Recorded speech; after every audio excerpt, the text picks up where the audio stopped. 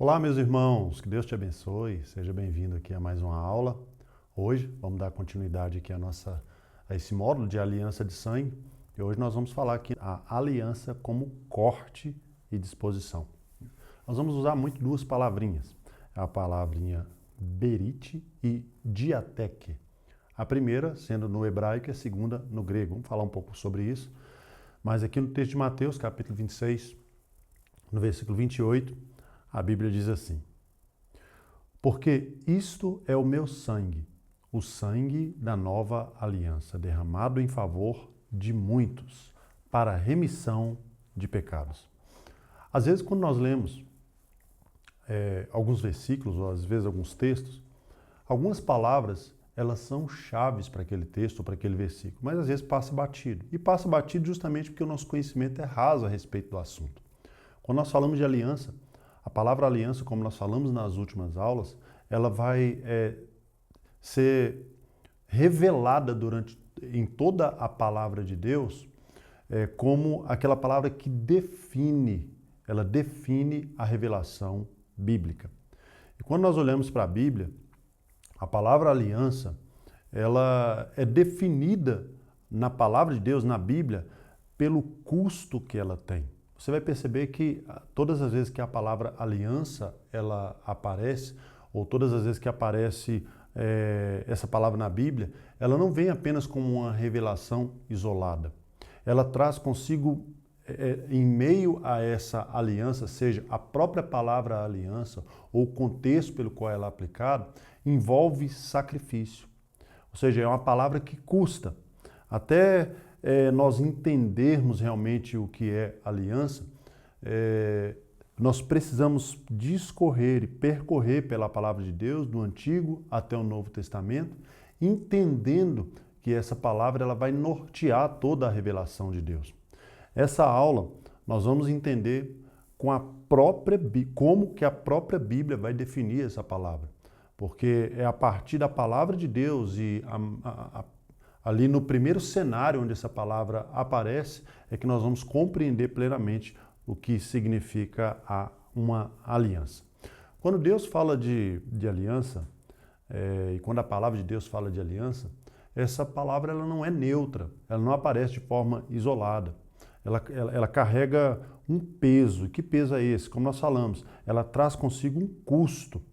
É um custo, é uma decisão, é uma entrega, é uma renúncia, sempre vem carregado de algo assim. E a palavrinha que vai aparecer ali no Antigo Testamento para a aliança é a palavra berite. E a palavra berite, ela significa nada mais, nada menos do que corte. Isso mesmo. Berite é corte. Alguns vão dizer berite, berite, mas essa palavrinha no hebraico é a palavra corte. E esse texto está totalmente ligado a essa ideia de cortar, de sangrar, de machucar. É por isso que a expressão bíblica aliança não pode ser considerada como algo comum. Então, quando você olha para uma aliança ou para um contrato ou que seja um acordo sequer, e quando isso nós vemos na palavra de Deus e traz consigo essa palavrinha berite, não está falando ali de algo comum, não está falando ali simplesmente de um acordo simples, está falando de um corte, está falando de um derramar de sangue. Então, quando essa expressão vai aparecer, para nós pode até ser comum dizer assim, eu vou fazer um acordo. Mas aqui na Bíblia é muito mais do que fazer um acordo. Na Bíblia, a Bíblia está querendo dizer cortar uma aliança. Cortar uma aliança. É isso mesmo que você ouviu. Ali em Gênesis, no capítulo 15, nós vamos ver Deus fazendo uma aliança com Abrão. E Deus chama Abraão e declara para Abrão a sua promessa. Só que Abrão, não entendendo, por causa de todo o seu contexto, como que aquela promessa poderia se cumprir, ele vai fazer uma pergunta para Deus. Ele vai perguntar, mas como eu posso entender que tudo isso vai acontecer comigo? E aí Deus chama Abraão e faz com ele uma aliança. Versículo 18, no capítulo 15 de Gênesis, diz assim, naquele mesmo dia fez o Senhor aliança com Abrão, dizendo, a tua descendência dei essa terra, desde o rio do Egito até o grande rio Eufrates. Quando você olha aqui, pode parecer algo cotidiano. Deus chama Abraão e faz para ele uma promessa, e Deus diz para ele que iria abençoá-lo, que já tinha dado aquela terra para ele, para a sua descendência, desde de um lugar ao outro, desde o rio Tigre, ali do rio do Egito, até o Eufrates. E Abraão ele não vai entender. Mas como isso vai acontecer e como eu posso confirmar e ter certeza de que essa palavra vai se cumprir? Aí o contexto aqui vai mostrar que Deus fala com Abraão para pegar 2 animais dos céus e 3 animais da terra. Quando Deus fala isso para Abraão, Abraão não vai retrucar. Abraão simplesmente vai pegar os animais e ele vai partir os animais no meio. Ele vai cortar os animais no meio. Você percebe que Deus não instrui Abraão a cortá-los. Deus não diz para Abraão cortar os animais no meio. Mas Abraão já de prontidão, ele parte os animais. Porque Abraão já conhecia o contexto da aliança. Por quê? Porque a aliança aqui é corte. E toda aliança, quando a aliança ela é ratificada, envolve vida e morte. É por isso que quando alguém está entrando em aliança, ele está declarando publicamente ali dentro do contexto bíblico que se ele quebrasse esse pacto, se ele quebrasse essa aliança, que poderia acontecer com ele o mesmo que havia acontecido com aqueles animais partidos. Porque toda quebra de uma aliança tem que gerar morte. E você vai perceber que a Bíblia ela é recheada de alianças. Desde o Gênesis, desde o capítulo 3 de Gênesis, desde o capítulo 1 de Gênesis, você vai perceber Deus fazendo aliança com Adão. E ali, sucessivamente, no texto bíblico, passando pelo Antigo Testamento, até mesmo o final, em Apocalipse, nós vamos ver Deus fazendo aliança. Nós vamos ver a aliança. E quando eu olho para a palavra de Deus, eu percebo isso, que quando alguém quebra uma aliança, ela sempre entra nesse ambiente de morte. A morte vai aparecer. Algo é quebrado naquele momento. É por isso que uma aliança não pode ser considerado, e isso para o hebreu, isso era muito comum, não era considerado algo simbólico. Uma aliança não é algo simbólico, não é só apenas assinar um contrato. Uma aliança não pode ser considerado algo simples, é algo definitivo, é custoso, é pesado e é sério. Porém, muitas das vezes no contexto onde nós estamos inseridos, por causa da nossa cultura, nós não entendemos de forma plena o que significa cortar uma aliança. Mas essa palavrinha, ela vai deixar muito claro que aliança é corte. Essa palavrinha no hebraico, essa palavrinha berit, ela quer dizer exatamente isso, corte. Corte denota sofrimento, denota derramamento de sangue denota morte. Ou seja, não é algo simbólico, mas é algo sério. E aí quando nós vamos passeando pela palavra de Deus, chegamos no Novo Testamento, a dinâmica vai mudar um pouco. Você vai entender por que é importante você entender a origem dessa palavra, tanto no Antigo quanto no Novo Testamento. Agora a palavrinha usada aqui, a palavrinha no grego, é diateke. Diateke é diferente, por quê? Porque quando você percebe no Antigo Testamento, e mesmo no contexto bíblico e também em contexto de outros povos, fora do contexto bíblico, todos que faziam aliança faziam entre duas partes. Era um acordo entre duas partes. As duas partes precisavam estar em acordo. Mas quando você olha para o texto bíblico no Novo Testamento, a dinâmica vai mudar. Por quê? Porque essa palavrinha diateke, ela fala de uma disposição não bilateral, mas uma disposição unilateral. É uma decisão soberana de uma só pessoa de fazer uma aliança. É alguém que, por livre e espontânea vontade, quer fazer uma aliança com a parte mais frágil. Antes não. Antes era necessária a disposição de duas partes entrarem em acordo para cortar uma aliança. Agora não, a dinâmica muda. Quando você chega no Novo Testamento, a dinâmica da palavra muda, porque agora a palavra não é berite, a palavra agora é diateque. E diateque é uma disposição unilateral de alguém mais poderoso de cortar uma aliança. E esse corte é feito de forma unilateral. Esse termo ele não vai descrever um acordo entre partes iguais. Ele descreve uma posição, uma decisão estabelecida por uma só pessoa, uma pessoa soberana. Por isso que diateque é diferente. Por quê? Porque ela é superior. Porque Deus, Ele me dá tudo o que eu preciso nessa nova aliança e Ele não exige nada em troca. Ao passo que quando você vai para o Antigo Testamento, quando se cortava uma aliança, as duas partes tinham, além além da fidelidade que cada um tinha que dispor para a aliança, eles tinham que dispor algo. Eles tinham que se dispor e se desfazer de algo para o outro. Não se corta uma aliança no Antigo Testamento se você não tiver algo em troca, se você não puder oferecer algo em troca. Então, as duas partes iguais, cada uma tinha algo a oferecer, seja proteção, seja recursos financeiros, não importa, mas as duas partes tinham algo para entregar. Muitas das vezes os povos faziam aliança entre si e esses acordos eram feitos, essa aliança de sangue, por causa de proteção.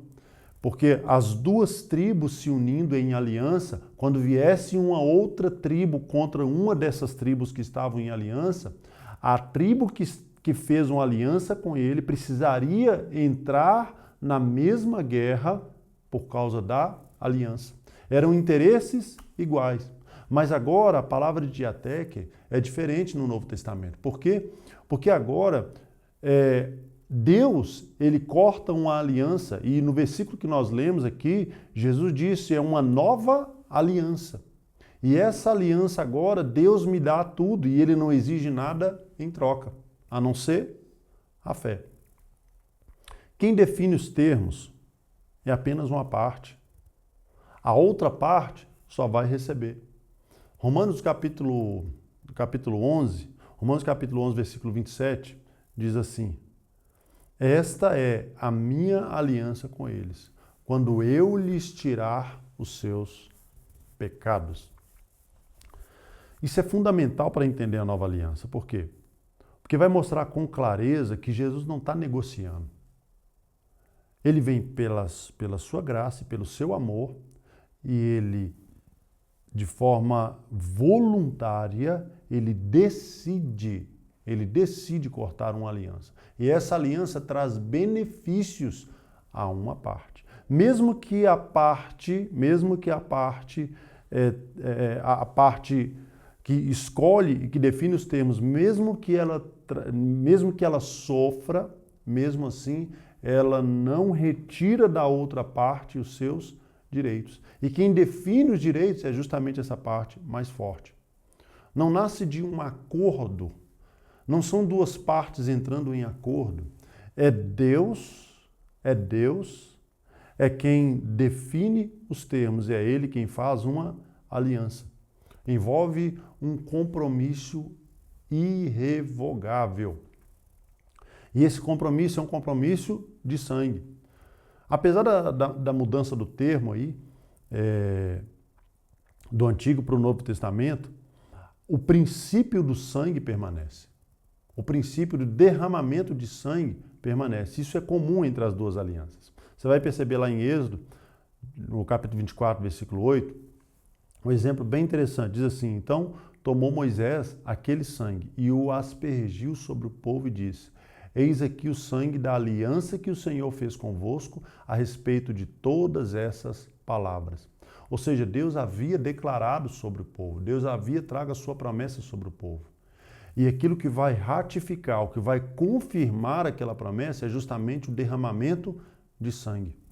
Agora, Levítico capítulo 17, versículo 11, a Bíblia também vai trazer um outro princípio. Diz assim, porque a vida de toda carne está no sangue. Eu vos tenho dado sobre o altar para fazer expiação pelas vossas almas, porquanto é o sangue que fará expiação pela vida.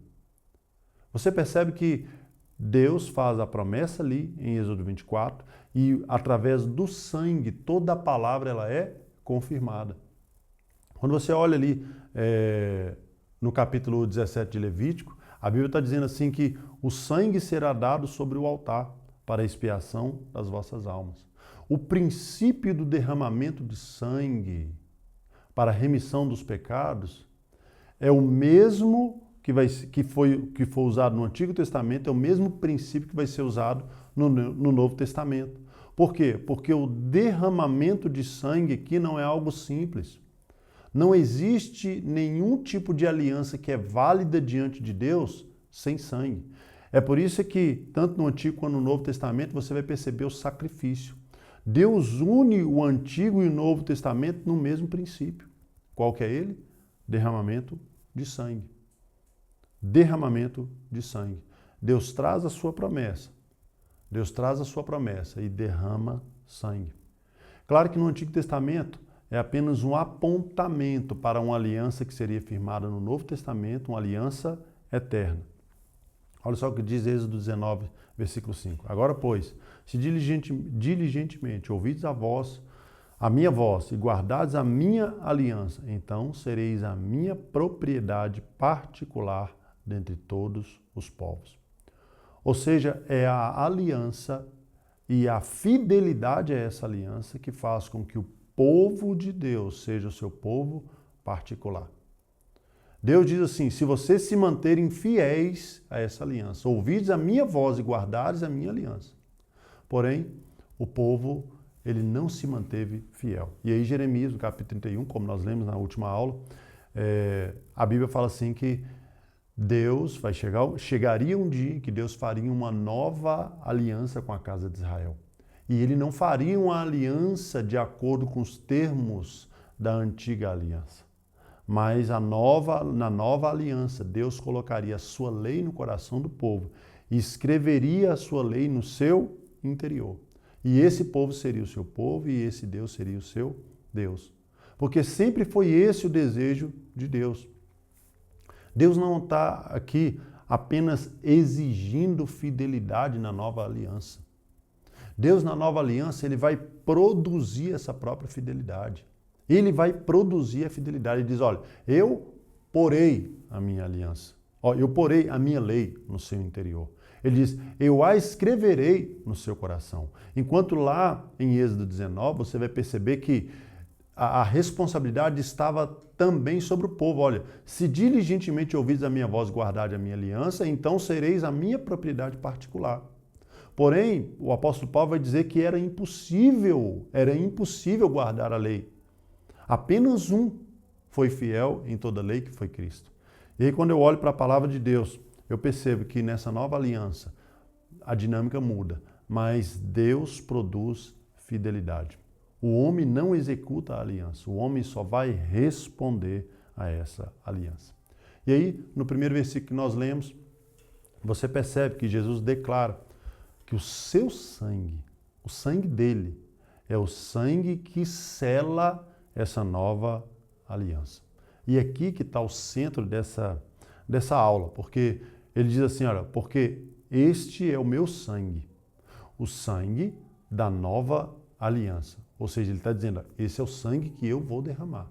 E esse meu sangue é o sangue que ratifica uma nova aliança em favor de muitos para a remissão dos pecados. Você percebe que o princípio continua o mesmo?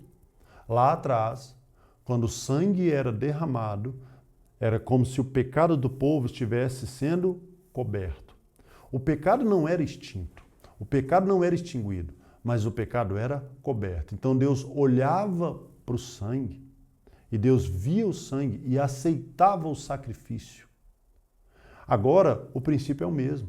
Cristo é o cordeiro que vai morrer, ratificando, cortando uma aliança de sangue, e agora ele é o cordeiro que vai morrer em favor de muitos, mas ele é esse cordeiro que vai morrer de uma vez por todas. Jesus ele identifica claramente o sangue é o meio, o pacto aqui é a aliança é essa nova aliança, e qual que é o resultado de tudo isso? A remissão dos pecados. Ou seja, não é mais um apontamento, agora é a aliança sendo ratificada. A Bíblia fala assim que só há um mediador entre Deus e os homens, e esse mediador é Cristo, que morreu, derramou seu sangue, cortou uma aliança, um pacto, para que você e eu pudéssemos novamente nos achegar a Deus. A Bíblia fala assim que aqueles que estavam longe agora, por causa dessa aliança, estão chegando perto novamente. A aliança na Bíblia, entenda uma coisa, nunca foi somente um discurso. A aliança na Bíblia é um corte. A aliança na Bíblia é uma decisão soberana. Deus é quem decide e ela é selada com sangue. Amém? Que Deus abençoe você e amanhã estaremos aqui mais uma vez com mais uma aula aqui da nossa formação teológica.